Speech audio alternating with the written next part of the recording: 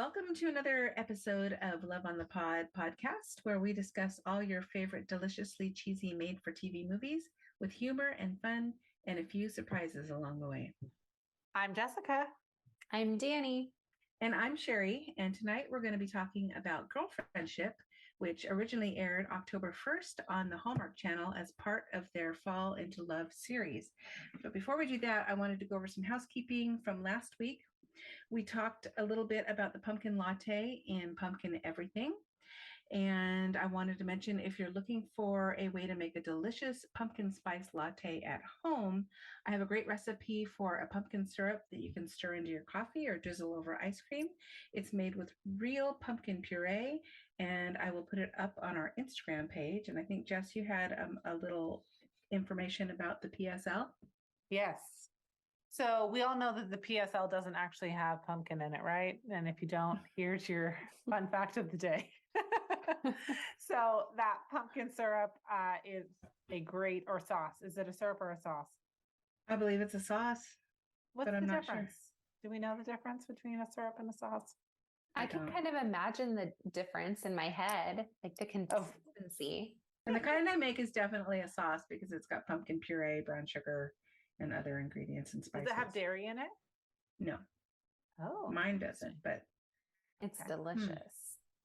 So yes, we'll put that recipe up on the pod Instagram.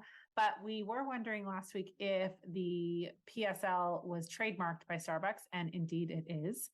PSL only though, not pumpkin spice latte as far as we could find. So that covers all dairy and soy-based beverages. So if you make an almond milk-based beverage and you call it a PSL, Starbucks does not have the trademark on that. So go for it. Good to know. There's your workaround. Yeah. Okay, and then another thing we touched on a little bit last week was the Hallmark wines, and we talked about possibly getting together and doing our podcast over a glass of wine. And there are a variety of delicious red, white, and blush wines to choose from, including Jingle, Joy, Love, Blush, Holly, Jolly, and my personal favorite, Christmas at Graceland, that has a picture of Elvis on the bottle, and it's a red Zinfandel. And if you are a wine club member, there's also some specialty wines that are just for club members. You can check out all the delicious blends at hallmarkchannelwines.com. This is not sponsored, but we love wine in general, but also Hallmark wine. That's right. Hallmark, put them together. But hang on, there's a wine club membership because I'm wondering why I'm not a member. Well, you should be. I should Check be. it out. It's great. We should all be members. We should all be Absolutely. members. I did go look at pictures of Corey Sevier as little Timmy, and they were cute. I didn't watch any Lassie, but I did look at photos. And man, I went down the Corey Sevier rabbit hole, and he is in so many movies, period, but so many this year. He has a ton. Isn't that coming amazing? Out before the year's over. Just the Christmas movies this year. Yeah, I mean, he is just on it. And it's really interesting because he has a family, he has kiddos. I want to say, I can't remember if he has just one or two. I can't remember, but I was watching an interview with him and he brought his family on the set of Pumpkin Everything, and he was like hanging out with them between all the shoots and doing fun family things together. And I just thought that was so cool. Yeah, that's really I always wonder how these films, they're doing so lightning fast. They must, have to be away from their families. But I thought it was really cool that he made sure to incorporate his family. It's pretty That's sweet. awesome. Well, tonight we're talking about, as I mentioned before, Girlfriendship. And it is the story of three lifelong friends who plan a week-long birthday trip for their friend Tamera, but a booking mix-up sends them on a journey of discovery where maybe, just maybe, they find their passion, their purpose, and a little romance along the way. It is starring Tamera Mowry Housley, who we know from the mid-90s sitcom Sister Sister, where she starred opposite her real-life twin, Tia Mowry.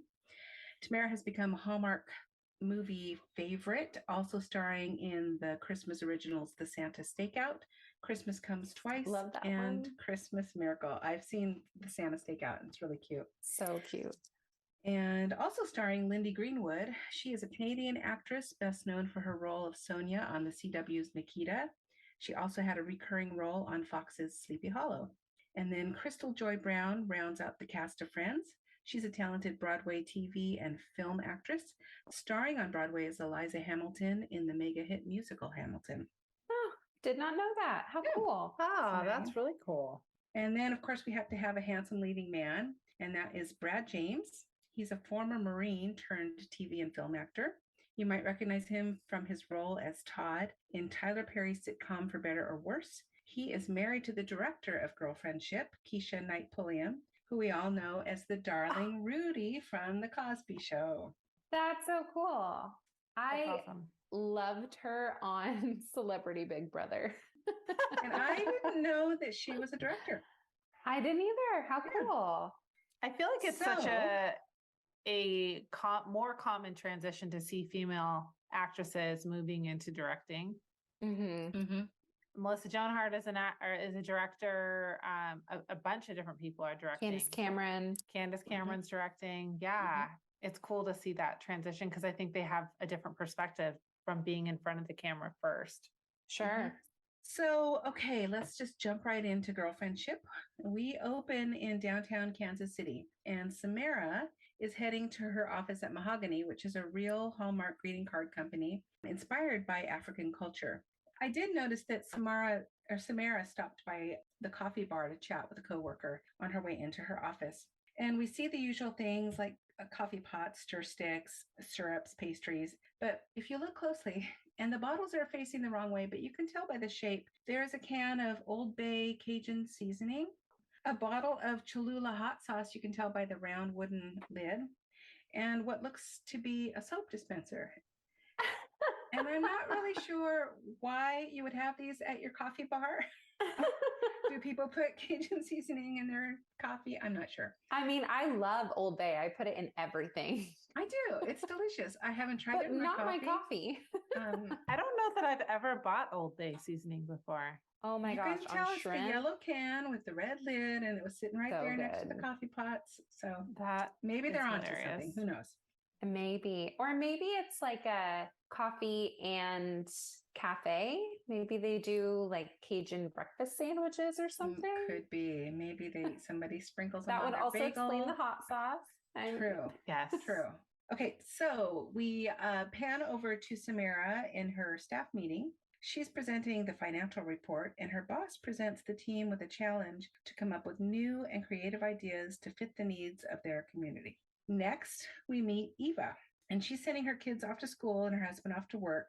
But even though she's wearing her old ratty house coat, she looks amazing. I don't know if you guys noticed that. She looks so beautiful. And I Yes. thought, who looks And like whose that morning person in the world? goodbyes are that easy? Yeah, just go along. yeah. Here's your lunch. Like, And I was like, she's got a full face of makeup, Mhm. but she's still in her like morning getting kids ready, ratty bathrobe. Like, but when did she have time to put the full face of makeup on?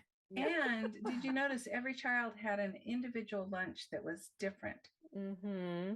I mean, and I she never did that. explained it to them as she I gave know. it to them, right? Here's your We're vegan meal. Here's your Yeah.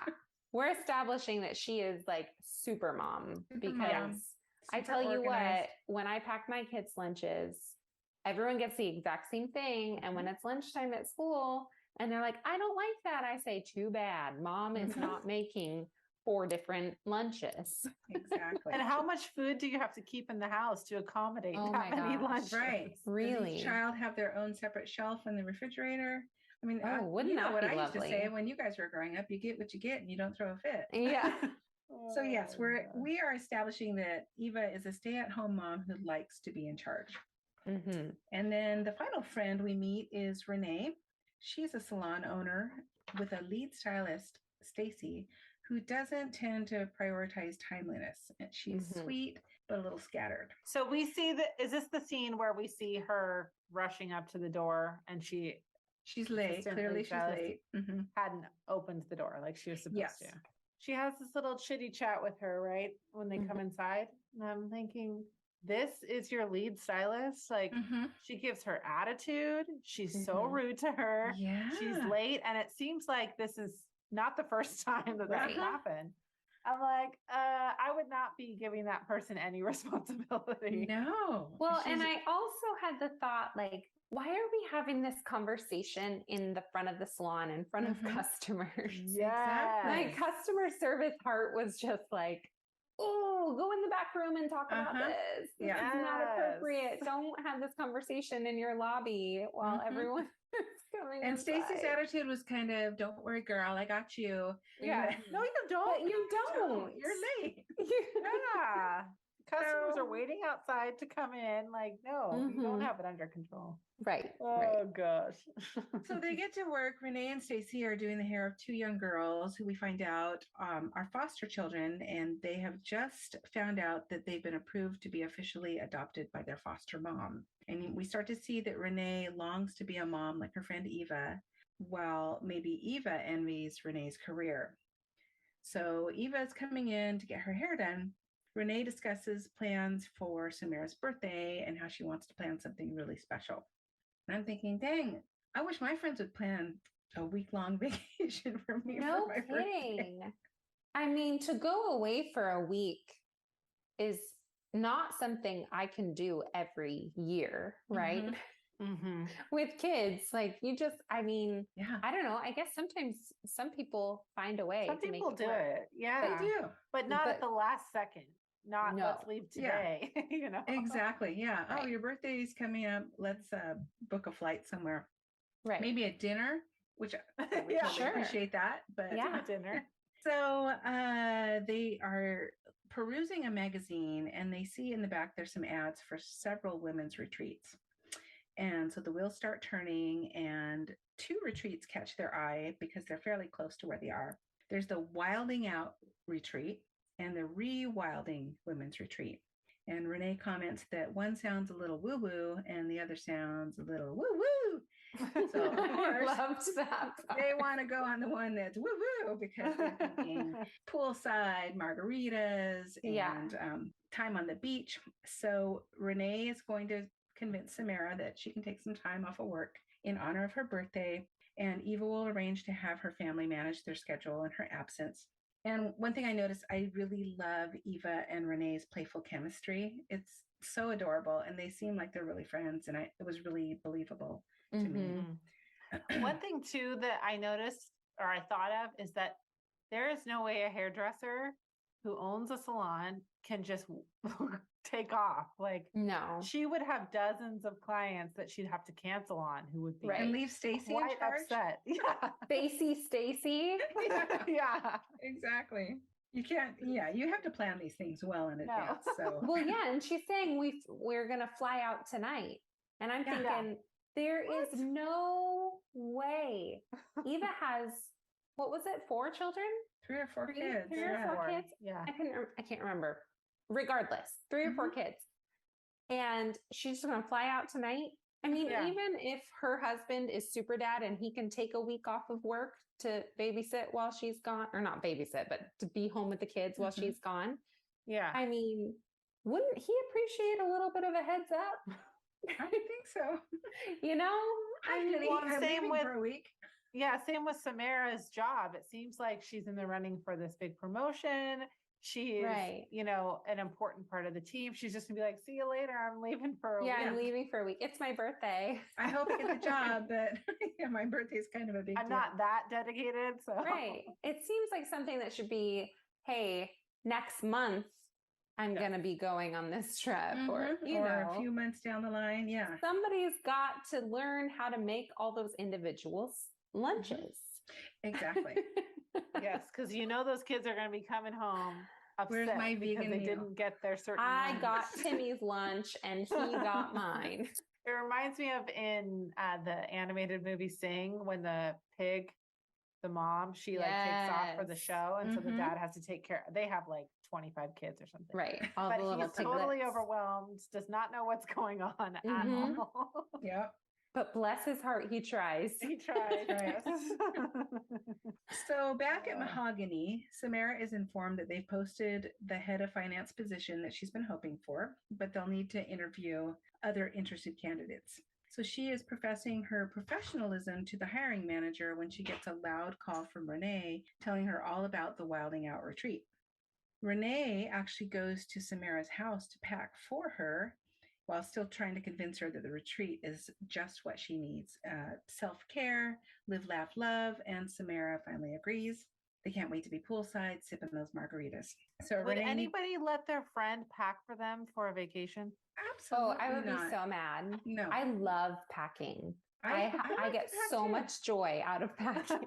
And I overpack. So Uh-huh. I need to do that myself. Mhm. Well, For there's my certain 3 things I want. Like, you don't know Right. where my travel toothbrush is. Like, Right. Exactly. You don't know what supplements I take every day and how many I need. Yeah. That's right. And for a two-day, a weekender, I need my 12 pairs of underwear, my extra Absolutely. socks. You just never know. So Renee needs to Well- book their reservations, but her phone's about to die.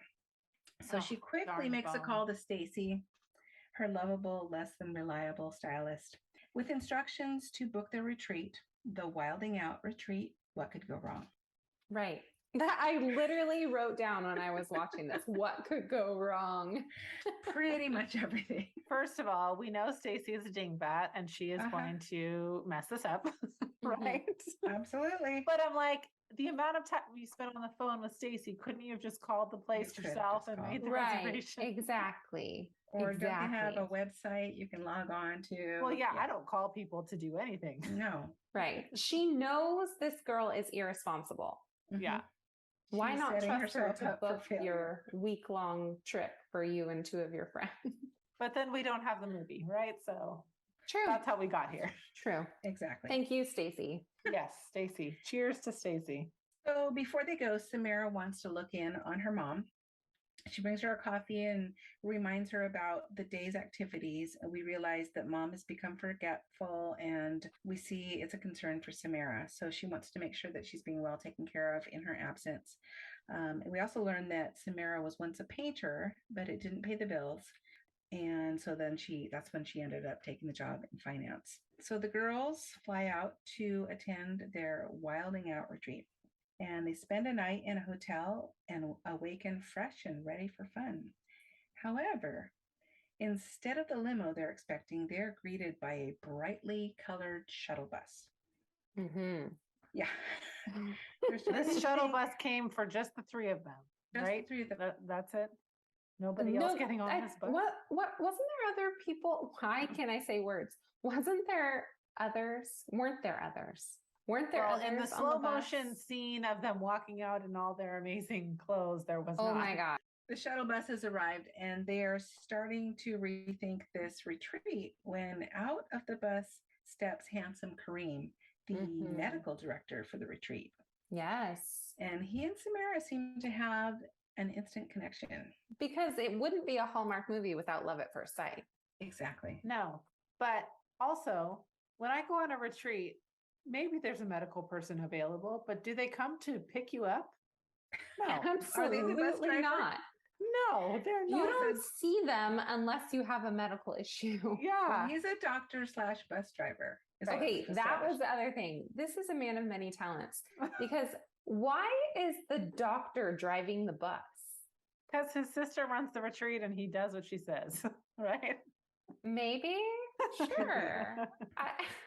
So, regardless of the bus instead of a limo, the girls are very excited about their Wilding Out Women's Retreat, and they look forward to the days sipping adult beverages on the beach. Mm-hmm. So the shuttle bus takes them to the ferry that they're going to ride to get to the island. Now, And- my question is, as soon as they saw the bus, why didn't they verify that this was the right retreat? Because Yeah. Well- clearly something was wrong. Well, they questioned it at first, and Ariella says, "I've got your name on the list. You're here. You're where you're supposed to be." So they're that's thinking, right. She Yeah. says you are exactly where you are meant to be. Mhm. In a very, like, remember a couple podcasts ago when I was like, the Nana always knows. Mm-hmm. That's when I got that vibe from her. She's the Nana in this movie. It's the knowing, but it's also like, hey, you're kind of ripping these ladies off because you know that this is not what they're hoping for. This is not a party bus. You can see their luggage, the way they're dressed. Yeah, exactly. Speaking of the way they're dressed, can we talk about Samara's outfit? Because I am obsessed with it. That was the like one shoulder and the skirt. Oh my gosh, it was so cute. And I want to wear that on my birthday. It's so pretty. Yes. So pretty. She's so beautiful anyway, but yeah, she looks so cute the whole movie. They are riding the ferry to the island, and you would think that we'd be listening to a festive soundtrack of tropical music, perhaps some steel drum. But no, instead, there's a lovely rendition of Kumbaya, which is setting the scene for what is to come. Yeah. They arrive at the island by ferry where they're going to catch a second shuttle bus to their camp. And as they walk, a lot of travel. Yeah, there's a whole lot of steps to get to this wonderful. There are so many times along this journey where they could have checked in or verified. Bailed out. Like, yes. Come on, girls. There were numerous red flags. They were in denial. They really needed this girl's And meat. Kareem was so beautiful to look Jamie. at that, True. So as they walk the dock, Eva promptly turns her ankle in her high-heeled shoes. Things are not starting out well, and there's a rustic sign pointing the way to clamping tents and cabins. There's no luxury resort hotel, no pool, no margaritas.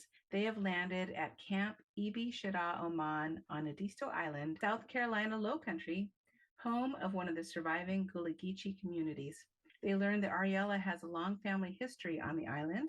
And as a side note, I looked up the Gullah Geechee people, and they are descendants of West and Central Africans who were enslaved and brought to the lower Atlantic states of North Carolina, South Carolina, Florida, and Georgia to work on coastal rice, sea island cotton, and indigo plantations. Interesting. So they've landed themselves not at the Wilding Women's Retreat, but at the Rewilding Women's Retreat. 1 week of spiritual reawakening, outdoor activities, digital detox, and soul searching. And honestly, I think it sounds kind of cool. It does. It sounds lovely. Yeah. But not if you're planning on going on a booze cruise. Exactly. Yeah, not what they signed up for or what they thought they were signed up for. No. I looked up Ariella Benjamin, and she's played by Samantha Bulio, who she's the retreat director, Ariella, and she's a motherly mentor figure with the most soothing voice, and she assures the ladies you are exactly where you're supposed to be. And even Samara learned that the mix-up is a result of Renee delegating the job of booking the trip to her assistant, Stacy. They tell the girls that they have the premium package cabin, right? Mm-hmm. But once it was a cute little house. It looked like a cute little Airbnb you would rent on the ocean or something. Yeah. But I want to see the glamping tents. Yeah. I mean, I saw the signs for the glamping tents. I was kind of disappointed we didn't get to see those because I feel like that's where I would want to stay. I don't know. I would, except for I am not a fan of shared bathrooms. It's not my thing. Yeah. Not a fan of that. No. I do like electricity. I would do an outdoor, like one of my friends, she has a tiny home Airbnb and it has an outhouse and an outdoor shower, which is kind of cool. It's very cute. It doesn't feel like, a public camping area or anything. But yeah, that is cute. Like when you go look up old hotels and they're like, yeah, these 4 rooms share a bathroom. Nope. Not for me. Not like the McMenamins hotels, don't they usually have shared bathrooms? I think so. Yeah. Because that used to be common, but now we're spoiled. We want our own bathroom. Sorry. I don't want to stand in the hall waiting for a shower. Nope. No. Or like in the middle of the night, run into somebody else going to the bathroom. No, thanks. No, thanks. So the ladies go to what they call a rewilding circle, and they are encouraged to find their warrior within.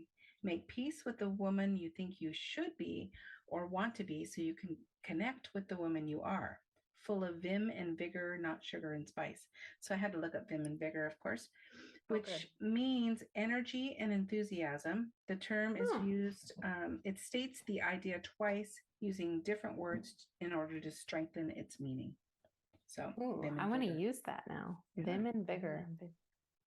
So the girls are hesitant to dig deep into their emotions. Samara goes for a walk to try to get a Wi-Fi signal and runs into Kareem.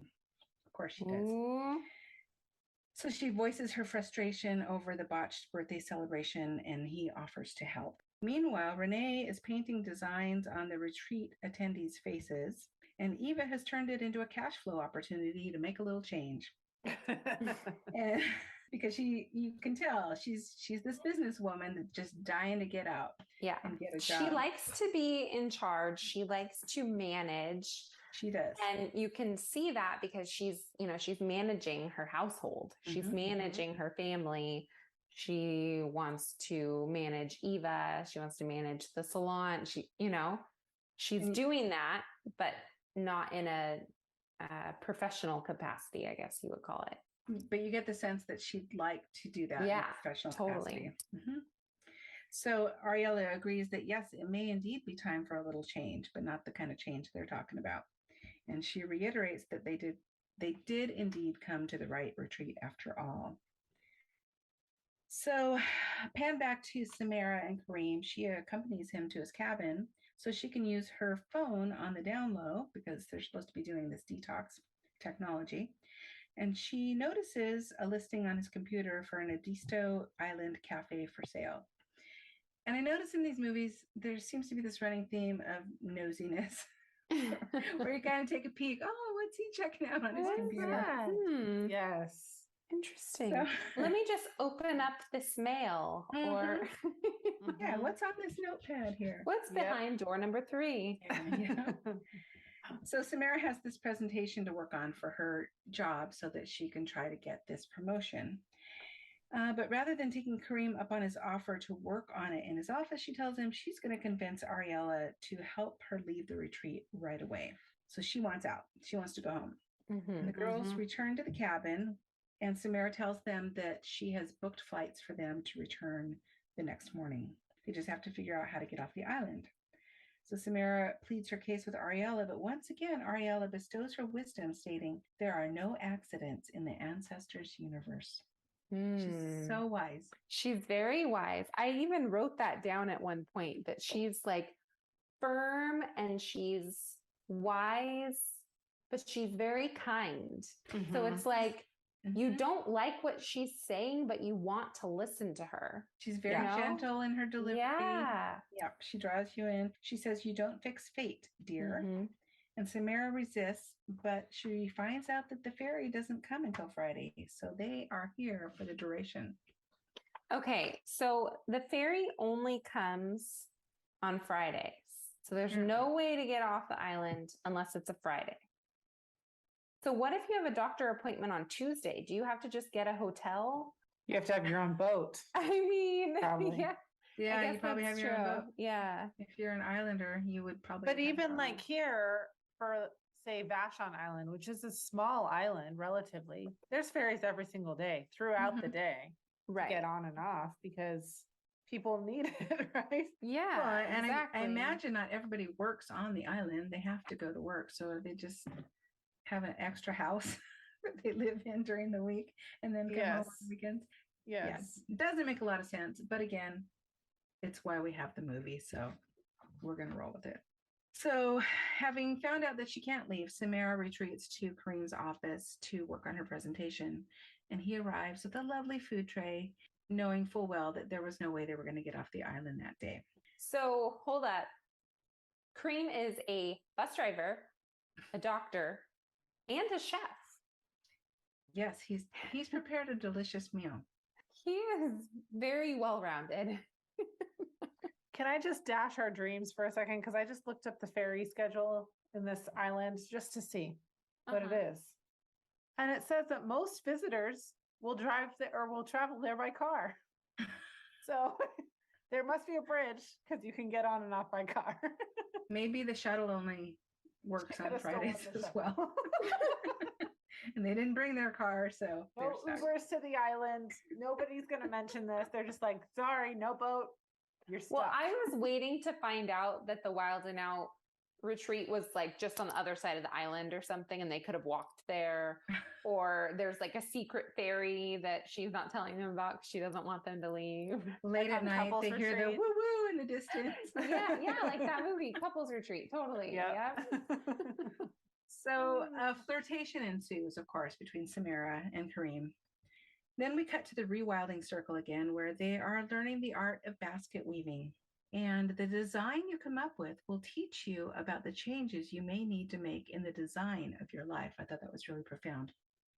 I did too, but I also wondered if you've never weaved a basket before, how are you going to come up with your own special design? If I tried it for the first time, it'd be a big old hot mess. I What would does have that a say about pile me? of leaves. My So- design would be a disaster. I would. Mhm. There's no designing to be done. No. And then I mean, get I all would love sad to because learn. that's what it says about my life. A big old disaster. My basket was a pile. I mean, I'm a pile. So their next instructions are to go back to their cabins and find one thing they brought with them that best represents the you they intended to be. Mhm. So they go back and try to find these items that represent them. And Eva comes out in her old lady robe with ripped pocket and strawberry jam stain. You brought that with you? Disgusting. And she Thinking was, that she's going to this wild and woman retreat. exactly. She I know thinks what she's I'm gonna gonna go bring. wild and out, and she brought her bathrobe with strawberry jam still. Like, first of all, wash it. You're Uh-huh. managing your whole household. You can manage to wash the jam off your robe. Because it wasn't on there in the first scene, was it? I didn't Was see there it. jam on it? I didn't notice It had it. to happen that day. I don't know. Yeah, I couldn't. Yeah. But, I did relate to that because I have like, frumpy comfort items that Mhm. make me feel cozy and like the mom that I always intended to be. And I did like that. But I struggled a little bit with this scene because I felt like the girls were really saying to her, like, you're not fooling anyone. We know that you want to do more. And I did get that she had ambitions to go back to work, but I just didn't really like the way they framed it as if she wanted to do more, like what she was doing wasn't sufficient, because I think Mhm. that being a stay-at-home mom is such a blessing and such a really powerful thing that you can do with your life. And so that scene did kind of bother me a little bit because I just didn't feel like they were giving it the respect that it deserved. Yeah, I agree, because it almost felt like what you're doing isn't enough, and it totally is enough. Right. It's right. more than enough. But Eva did say, doing it all, having it all, wanting it all is exhausting. And Mhm. it's so true.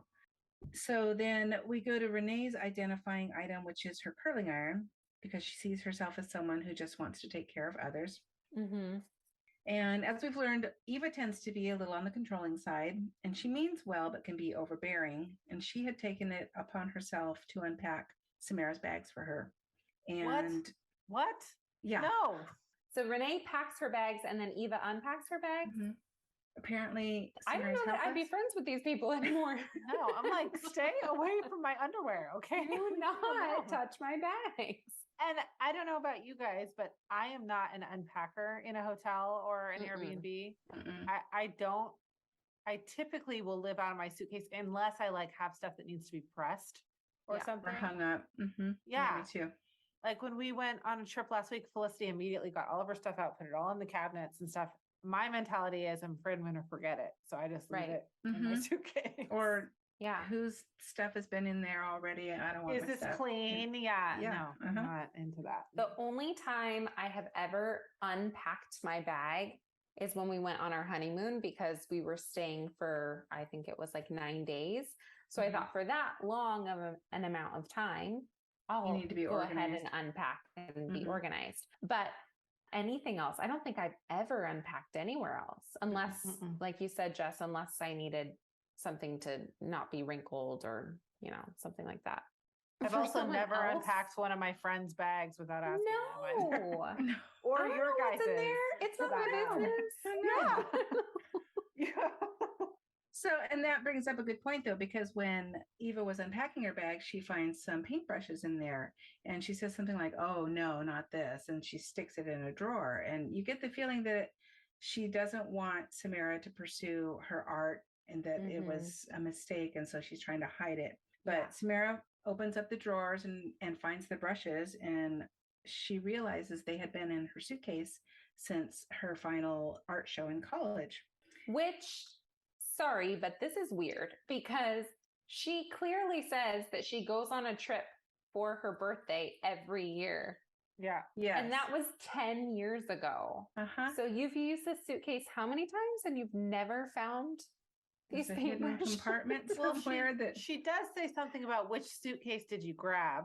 And she says the first one I saw, which also I'm like, how many suitcases does a single woman really need? Yeah. I don't know, but maybe she has a certain attachment to that one. So maybe that was like her art bag or something that she never she uses. didn't use. True. Yeah. But so I will say I didn't really care for that trait being kind of inserted in with Eva. I don't know why she needed to do that. Like I didn't feel like it was necessary to push the story forward. It just made her seem kind of snotty and she could have been supportive and still maintained her personality. Yeah. It just felt very kind of contrived. I don't know. I didn't love that part. Yeah. And it may be just one more way to show that she tends to be controlling. Yeah. Sure. So she's already unpacking her bag. So, I mean, we can see that she's pretty controlling. We know what's going on. So Tamera decides to bring her brushes with her to the rewilding circle. And as the group gathers on the beach, we are serenaded by the beautiful vocals of Cynthia Liggins Thomas singing Wade on the Water. And I just loved that song. I thought it was so pretty. So if you get a chance to listen to the soundtrack, it's a great song. And the ladies are instructed to take their items and decide whether they want to burn it, release the version of yourself, bestow it to another woman to share yourself wholeheartedly with another, or to bless it to reignite this version of yourself. And I thought that was kind of a cool symbolic way to look at it. And Eva chooses to burn her old lady robe, symbolizing her need for change. And I thought that was really cool because she didn't want to give it to somebody. Her strawberry jam covered robe. Thank you.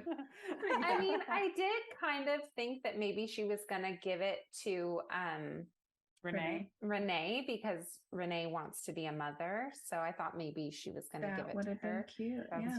But I don't know. Maybe she didn't want her yucky strawberry. Renee might have been like, thank you. This is dirty. Disgusting.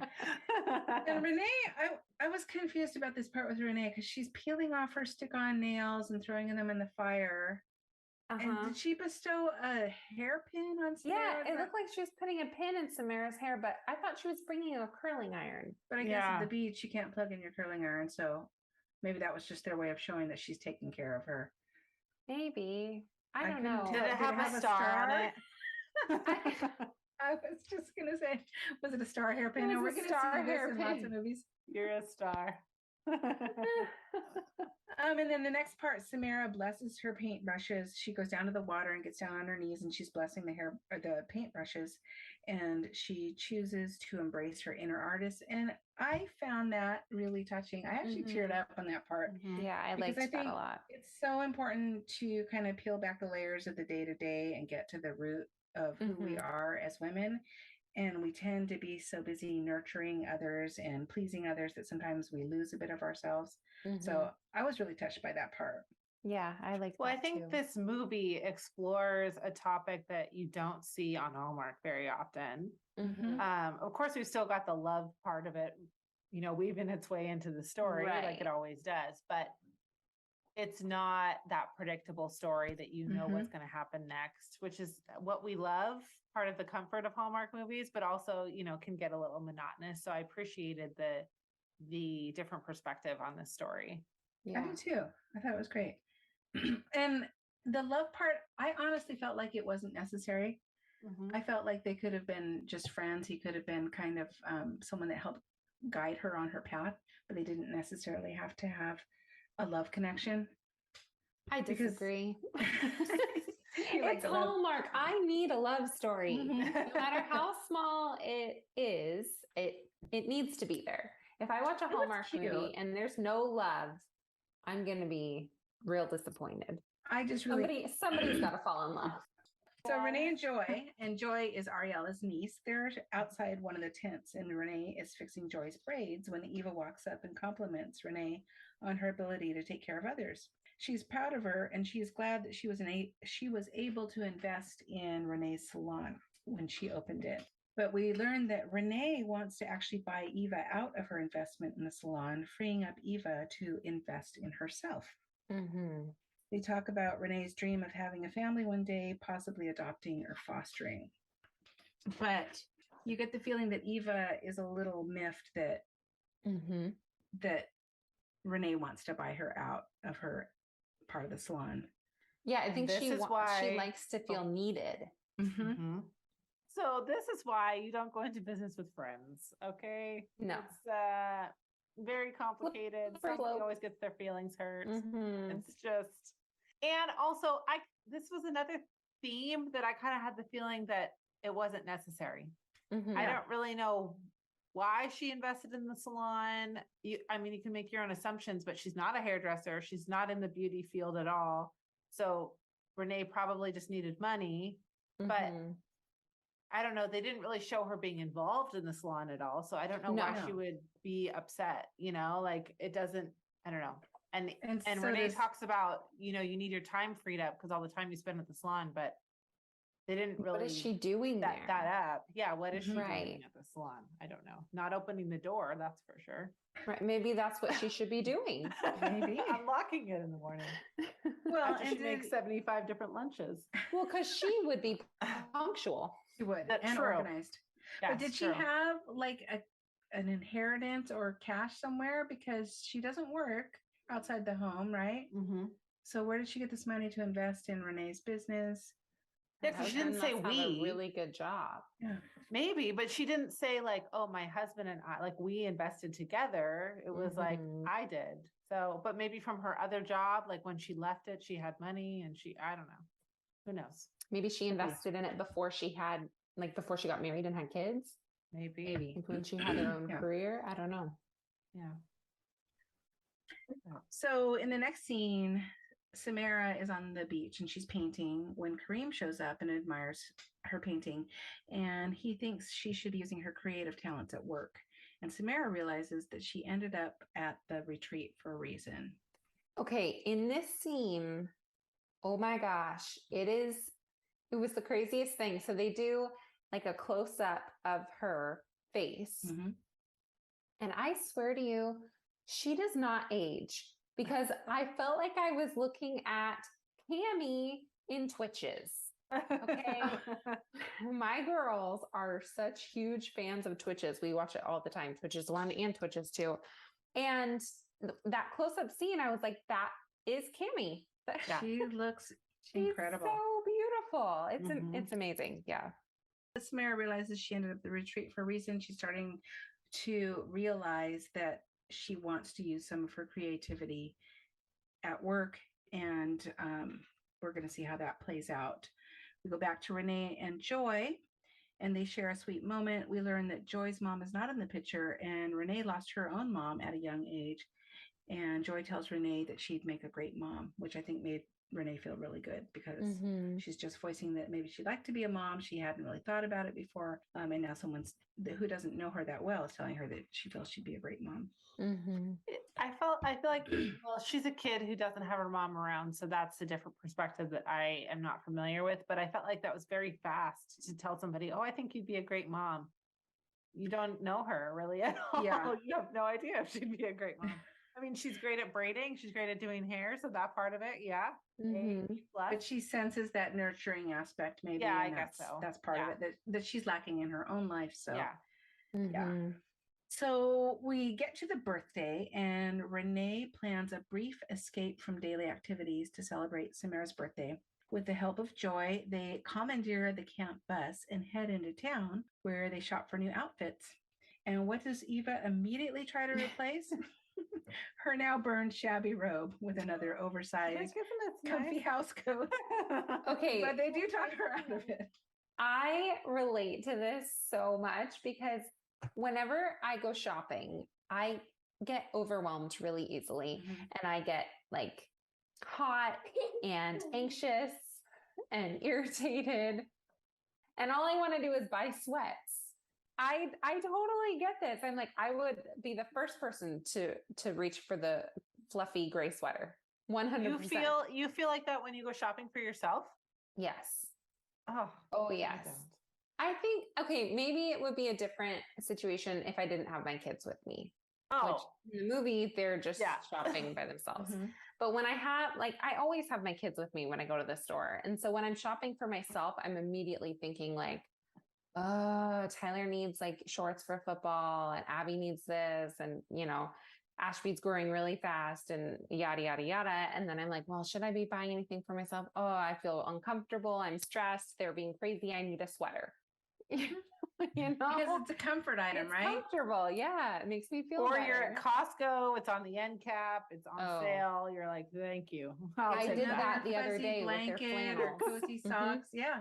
Yep. Absolutely. You can't have enough of those cozy blankets from Costco. Yeah. I mean, they have a really soft flannel on sale right now. They have a green and blue, they have a red and black, and they have a white and gray.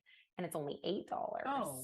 Oh my gosh. Buy one in every color. I That's should what have. do. I only bought one, but I should have bought both. I should have bought all the colors. I got a pair of what's that company? PJ something. They carry it at Nordstrom. PJ Salvage. I'm wearing their pants right now. I got a set of flannel pajamas at the end of the holiday season 2 years ago for $5. Oh my gosh. That's at Costco. Amazing. And though I think it was probably like a skid of them that they forgot about in the back or something. Yeah. They're just trying to get I rid of. love that. When I see like a few sizes and they're marked down like $4, I'm like, yes, please. I'll take one of those. Yes, that's mine. Thank you very much. Okay, so another sweet moment that happened is Eva and Renee go to get some coffee while Tamera calls to check in on her mom. And to her surprise and delight, her mom greets her with an enthusiastic happy birthday, baby girl. She remembered her birthday, which she hadn't done in the last couple of years. And that was another teary moment for me too, because it was so sweet and so believable. Yeah, I totally really cried in that scene. I thought that was just really special. I liked that. Yeah, I really liked how because they could have done without that relationship if they wanted to, but I really liked how they plugged that in there. It was really sweet. And it gave more reasoning behind why she would have left her art career to go and pursue this more lucrative career. She wants to make sure that her mom's financially taken care of, that she can hire the help that she needs. And so she's taking this job in finance. So they head back to the bus, but of course it won't start. Fortunately, though, Kareem just happens to be strolling by. Of course, Kareem shows up. He's in town. Dr. Chef bus driver Kareem. And bus fixer, mechanic. Yes. Yeah, let's add a mechanic to his resume. Yeah. So he's able to fix the bus. Of course he is. And then he invites the ladies to a birthday dinner in Tamera's honor at his place. Before Tamera and Kareem can get on the bus, Renee and Eva drive off, leaving Tamera to ride back to camp with Kareem. He had his pickup truck with him. So, of course, there's another tailgate chat. And they have to, in a Hallmark movie, you have to sit on the tailgate of a truck and chat. So they talk about Tamera's job in finance and that it's not her passion. She wants to be a part of the creative process and help uplift and support her Black community.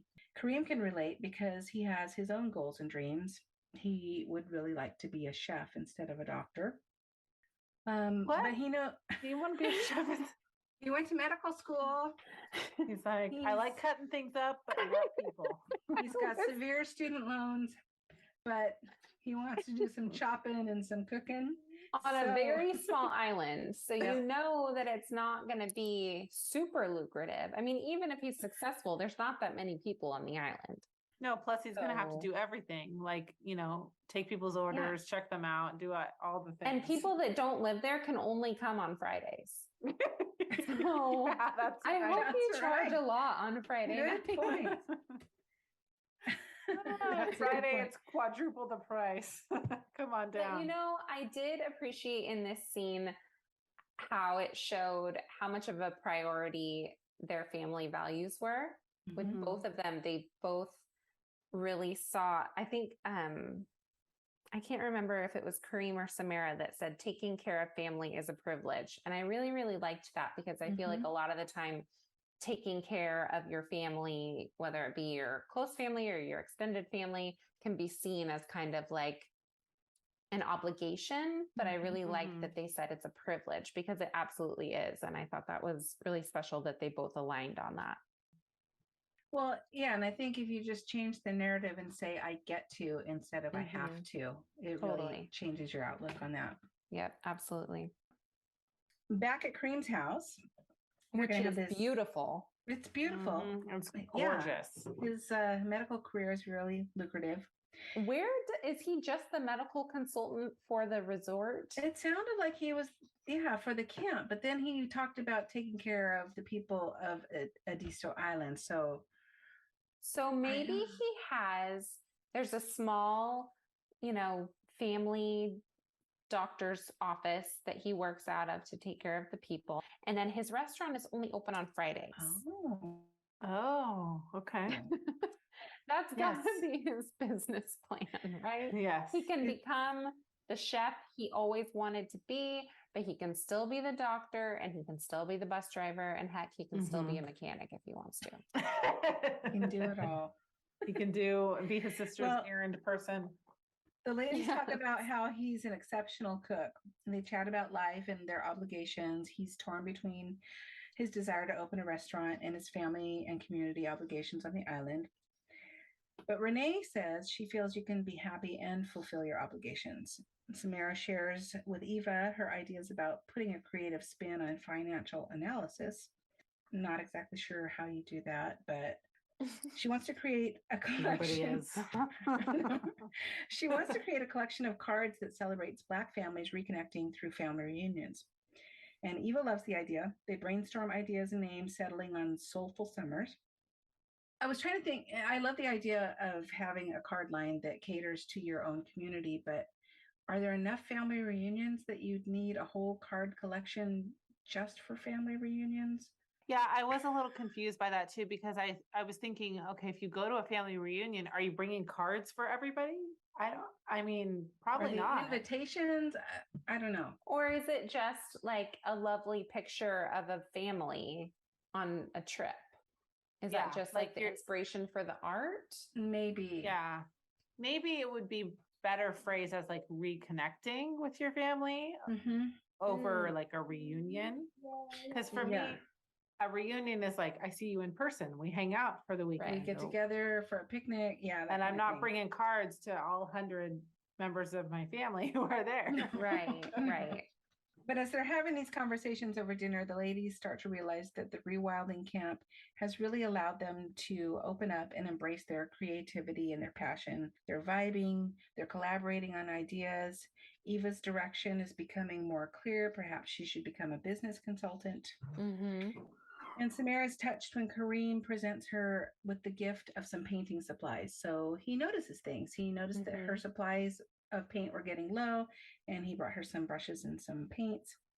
But then suddenly Renee comes out of the restroom and she is cold. She's got something going on. We don't know why.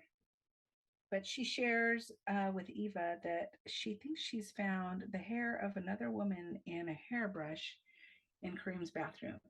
Okay, this is psychotic, honestly. You found a hair in a hairbrush, and now Kareem's got a secret family? Yeah. Although Kareem doesn't need a hairbrush, so that would be a little... But, just ask. Yeah. I mean, maybe his aunt used it. Ariel is his aunt. We know this. His aunt, right? His sister. So she could have come over and used a hairbrush. Would you just assume? I wouldn't even think twice about a hairbrush, honestly. I wouldn't look at someone's hairbrush, actually. And we know that he is very married to this island. So if he had a girlfriend or a wife, she would have been around. Present. Right? Yes. True. We would have seen her by now. She doesn't only come on Fridays, okay? Yeah. There could have been, like, they could have come up with a much more likely scenario that would have caused her to go down this rabbit hole. But to pick a hair off a hairbrush and then wrap it in a tissue and stick it in And her bring pocket. it with her. That's right. So Yes, gross. she did. So Crazy. she hadn't told Eva about it yet. She is going to share this information later at basket evaluations, which is a thing. They need their- Right, because they have to evaluate their their baskets piles of leaves. That's right. So, yeah, the ladies have all woven a basket. It's the job of the camp elder to evaluate each woman's basket. And the elder tells Tamera that her basket is unfinished.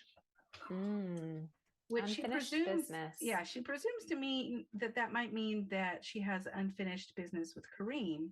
But Renee points out that it could be something unfinished with her job.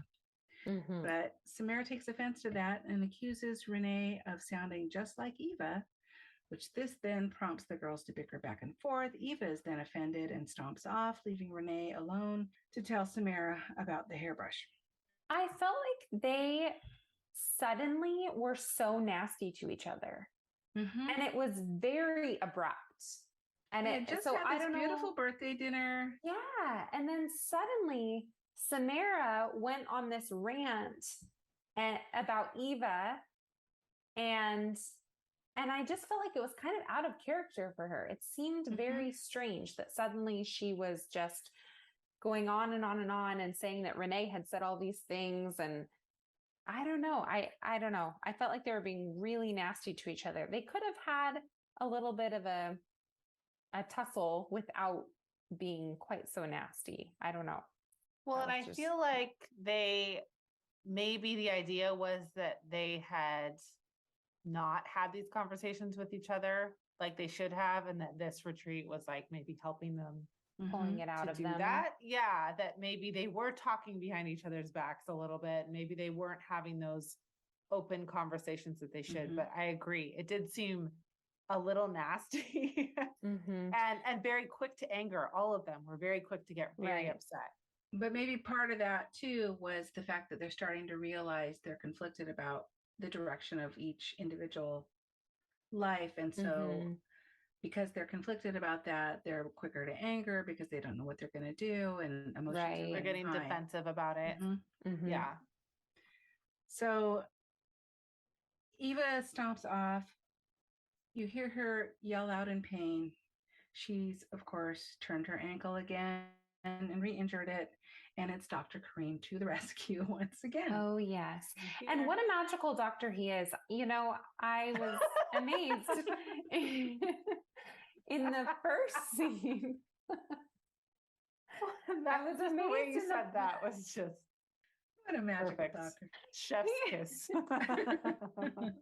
I mean, he is though. In the first scene, when she twisted her ankle, he took one glance at it and said, "Yep, looks like a sprain." I mean, truly, you can just glance at a foot and immediately know what's wrong. And he said it's swelling, which we all know. A sprain immediately swells. Yeah, within 2 seconds. And it most certainly was not swollen. Not at all. Not at all. And then she walked on her shoes. And she continued to wear heels. Yeah. Yes. So, but he is always in the right place at the right time. I told you, magical. One thing I noticed that, because I was paying attention to the fashion because it was so good in this movie, but it seemed like their fashion evolved throughout the film to be more in line with the retreat. And I'm thinking, that doesn't make any sense. Where did they get these clothes? Where did they get, all of a sudden they're wearing these cute kimonos and and the headscarves and stuff. And I'm just thinking that's probably not what they would have packed for, a woo-woo weekend. It would have been kind of funny if they had, stayed true to that and had them at these really soulful conversations and, enlightening activitive in like a hot pink sparkling romper, Yeah, or like a cat suit or something. Yeah, that would have been funny. That would have been funny. So with Eva off taking care of her twisted ankle, Renee tells Tamera about the woman's hair. which again, how do we know it was women's? But And she pulls the tissue out of her pocket. Why is this in her pocket the next she's carrying it day? around. This is disgusting behavior. Like, I know she works with hair because she owns a salon, so maybe it's not gross to her. But to take hair off of a brush, put it in a tissue, and stick it in your pocket, and then put that same hair in your pocket again the next day. I mean, I'm concerned. Do you guys I'm concerned. remember that episode of Friends where Monica has just broken up with Richard and she's so distraught and she finds his hair in the drain and she takes it out? Yes. And she's like, all I have left is his gross drain hair. This isn't quite that gross, but it's heading in that direction. But it's still gross. But it is gross. It's still It's gross. Just leave the hair. Yeah. So Samara's hurt and she goes to clear her head, saying it's probably easier this way anyway, since we're leaving in the morning. Kareem tracks Samara down at the beach and she confronts him. She asks him about the hair and he asks her to come with him so he can explain. He doesn't think it's weird at all. No, where did you get this hair? He doesn't even ask her. And they're not Why do you dating. have Like, this it's hair? not like she No. belongs to him or he vice versa. Like, they're not even dating. No, they've had a few flirtatious moments. Yeah, he doesn't owe her any explanation, No. actually. It's very weird.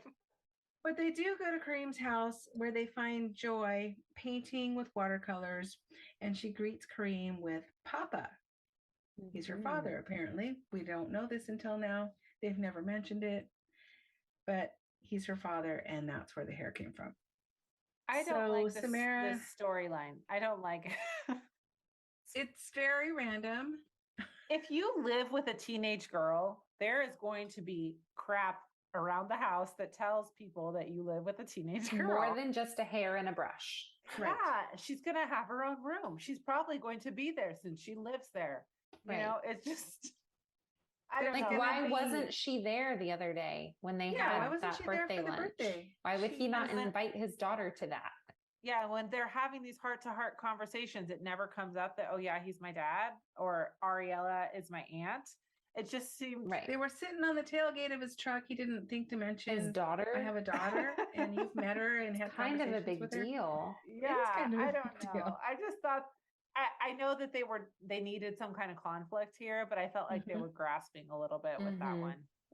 So Samara, she learns that Joy dreams of going to college to study art, which I thought she was much younger, but apparently she's about to graduate from high school.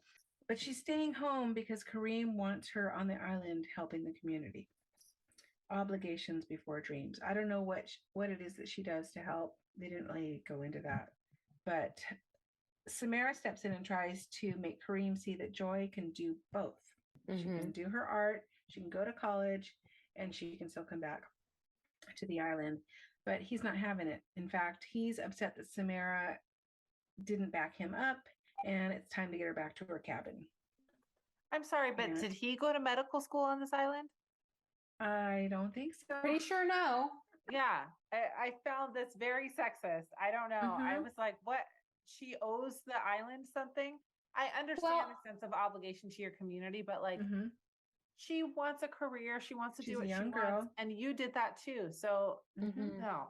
But also, he expected Samara to back him up in there. Like, she literally didn't even know you had a daughter 30 seconds ago.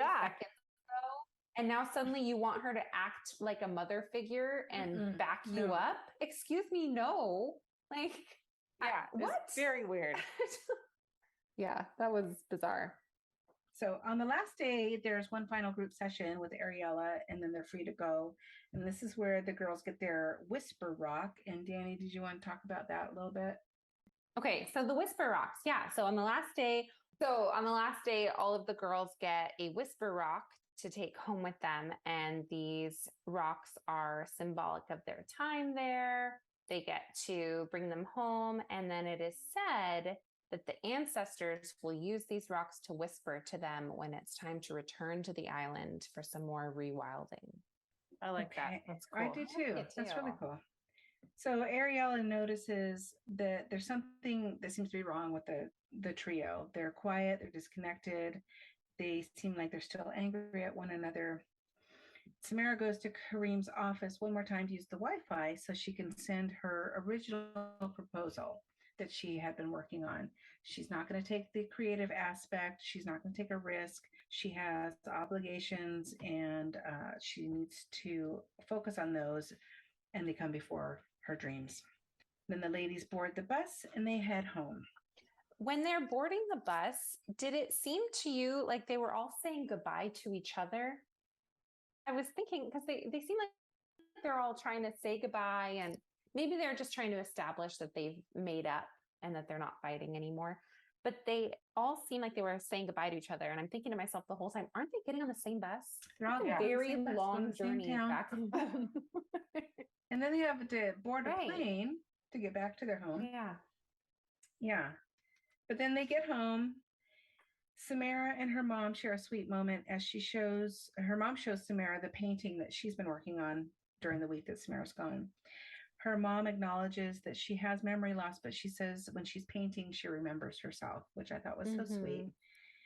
And this strikes a chord with Tamera, who is also her most authentic self when she's doing something creative. Renee is back at the salon. She talks with a client about getting approval to become a foster parent, and she's going to put her in touch with a caseworker. And so she's starting to follow her dream of wanting to be a mom. Eva arrives at the salon, and she apologizes for being controlling and overbearing. And she's decided to sell Renee back her stake in Renee's business.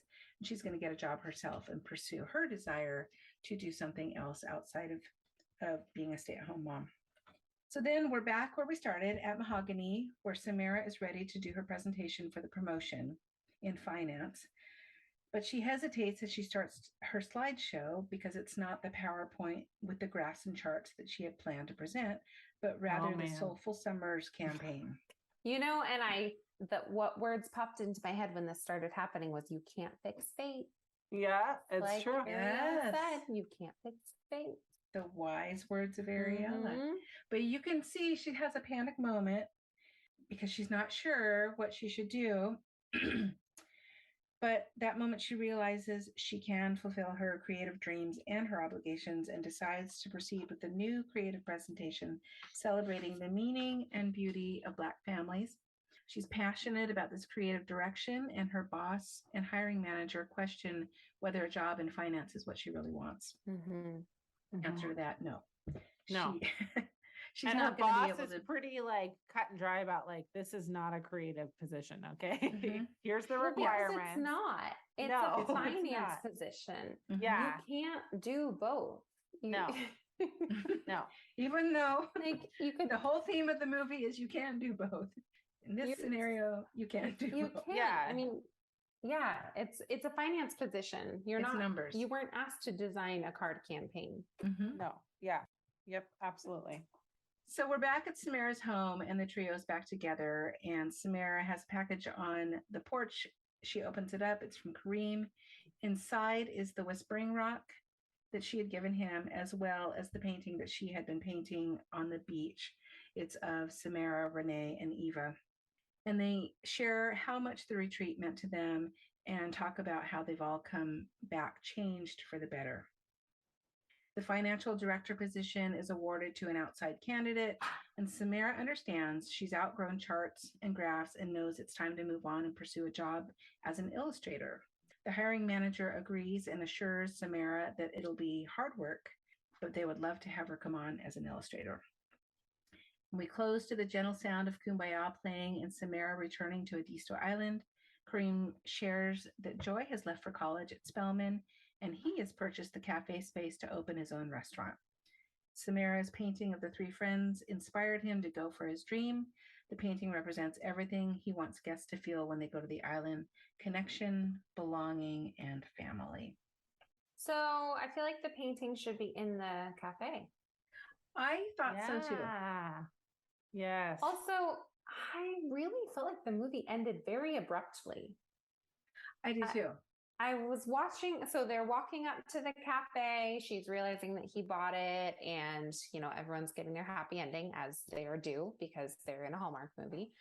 And they kiss, and the camera zooms in and out, and it's over. Yeah. Like, oh, credits. Okay. I feel like what I wanted to see before we saw Tamera and Kareem, I wanted to see Eva sitting at a desk doing her job. I wanted to see Renee holding the hand of a child that she's fostering, so you kind of see the whole thing come full circle. Right. Totally. It reminded me of Pumpkin Everything, which I felt also ended very abruptly with the kiss and then it's over. Yeah. But I think there's probably a certain runtime, right? It's probably like an hour and 20 something minutes that this can be, and that's it. And they're filming very quickly. I want to know what they look like in long form. I wish I could get my hands on like the director's cut of a movie before it gets edited down for time. I bet maybe it's someday. Like 42 hours. And then you would regret that very quickly. Yeah, but I think I would like to see like the different ways that they film a scene and alternate endings and the laughter in between and all that stuff. I think that would be fun. Yeah, that would be fun. We should make our own Lifetime Hallmark original movie. We should. Yeah. We should be in one. We really should. Podcasters from the Pacific Northwest. I mean, we can be extras, background performers. We just have to go to a town where they're filming one and sign up. And then you can just walk around in the background with your coffee, your fake coffee. Girl in cafe. Whatever. That sounds great. Yeah, absolutely. I don't think they give you credits. They don't even give Nana a credit, right? Yeah. Yeah. No, you get paid like $40 to walk around. Really? They pay you? I didn't even know you get paid for that. That's cool. Yeah. Yep. I mean, just give me a coffee and I'll do it. Yeah, no kidding. You're like, you see that red those coffees are empty. Walking out of the scene? That's me. That's me. Okay, so I wanted to ask one question instead of playing a game this time. So the characters of Tamera, Eva, and Renee are all tasked to share an object that best represents who they intended to be, or who you intend to be, who you are. What would your object be? Oh my. I didn't know I was going to have to think. Okay, I'm going to actually say this microphone because I, as a child, wanted to be a singer, right? So that's what I wanted to be. But now, as somebody who earns their living with video content and now with a podcast, I think it kind of encompasses my whole life. This is easy for me. It's my portrait camera, but it's who I intended to be. As far as for a long time, I wanted to be a travel photographer or a nature photographer, but now it's kind of evolved into one of my greatest joys is taking pictures of family. So it's kind of allowed me to be the person I want to be, but in a different way. You guys, I don't know. I'm struggling. I should have a robe with some jam on it. Yeah, I'm sure. I don't know if it has jam on it. It for sure has coffee on it. What about your van? Oh my gosh. No, that's a great, that's totally, my minivan. It's so funny because I always intended to be a mom. That was always my jam. A career week in high school, we had to do a whole presentation about what we wanted to be when we grow up. And mine was about being a mom. Like I just always I didn't know that. I always wanted to be a mom. So my minivan is like my realization mom of trophy. My dreams. All of it is. It totally it's a badge of honor. Yep. What I use to take my kids to all their activities and do all of our family things. And it's like the one place where all of us are stuck together. Cozy little home on wheels when you're away from home. Yeah. Yep. Good idea, Jess. Thank you for that. You're welcome. So now it's time to rate Girlfriendship. And I think we should rate it between 1 and 5 Whispering Rocks. Oh, I like that. Yes. So what would you give it? I'm going to give it 3. I don't like that. I feel like I'm being harsh, but I really loved the idea of the movie. I really loved the cast. I thought the acting was excellent. I thought that their chemistry was good. I liked the story about the friendship between the 3 girls and how there was still a love story, but it wasn't like the most present storyline.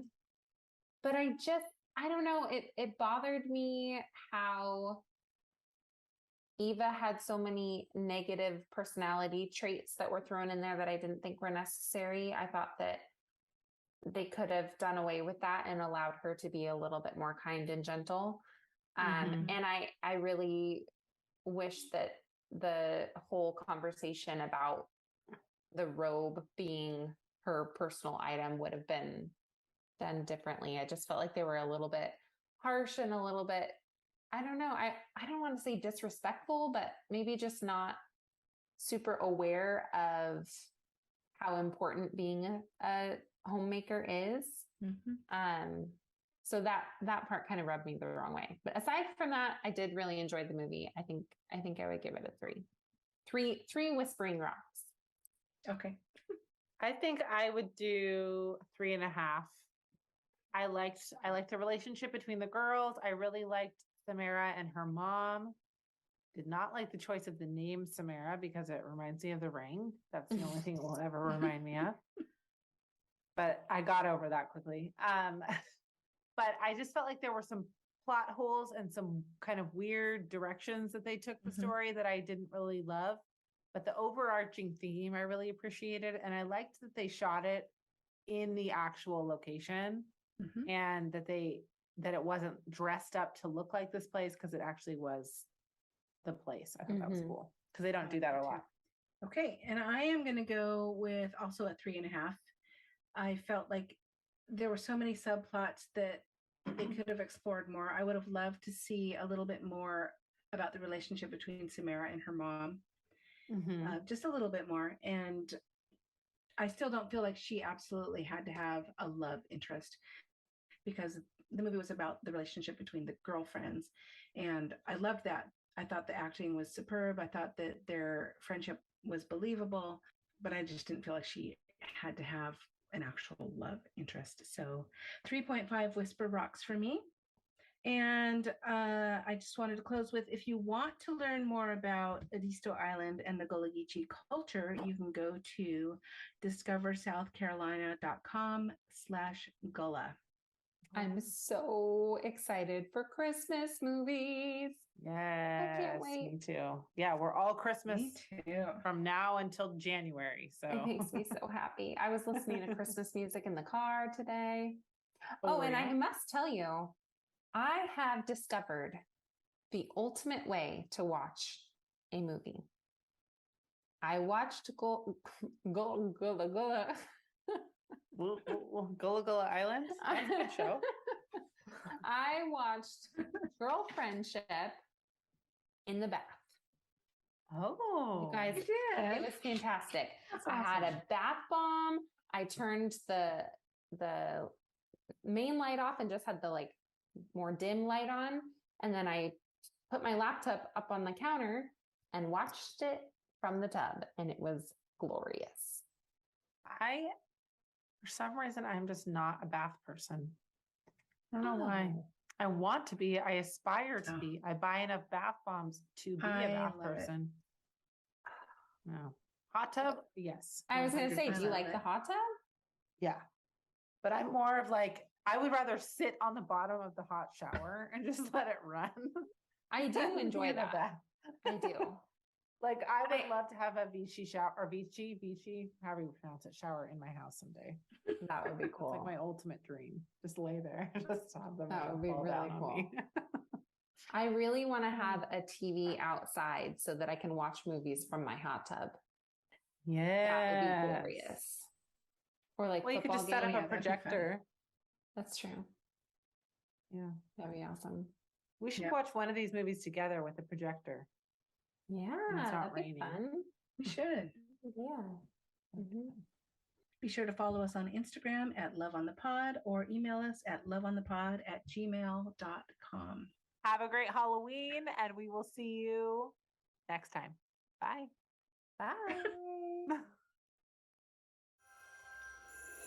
Bye.